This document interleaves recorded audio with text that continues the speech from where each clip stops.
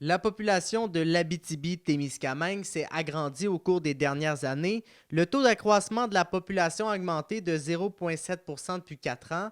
En 2020, on comptait un peu plus de 147 000 habitants, alors qu'en 2024, ce nombre s'élevait à 149 000, principalement en raison de l'immigration internationale. L'élément principal de loin, ça a été l'immigration internationale. Il y a des gains records qui ont été faits au Québec à ce niveau-là dans la dernière année et dans la plupart des régions. C'est pour ça que dans plusieurs régions, la croissance démographique de la dernière année a été une des plus fortes, voire la plus forte depuis que les données sont disponibles à l'échelle des régions administratives. Un phénomène qui est observé sur l'ensemble du territoire québécois, à l'exception de la Côte-Nord. À Montréal notamment, mais la croissance de la population a augmenté de plus de 4 dans la dernière année.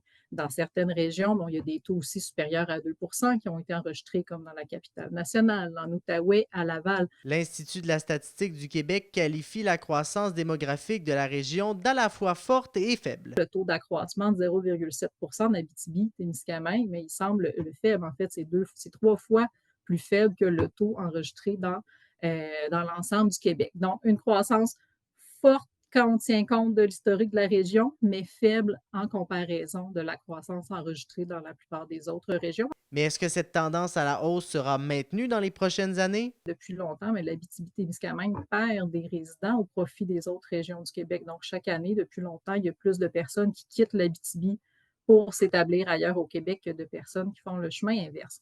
Donc, on se retrouve dans une situation où l'accroissement naturel est négatif, les migrations interrégionales sont aussi source de pertes. Donc, la croissance repose sur les migrations internationales. Donc, c'est vraiment les fluctuations, c'est ce qui va se passer du côté des migrations internationales dans les prochaines années. C'est ce qui va être déterminant là, pour la croissance à court et moyen terme dans la région.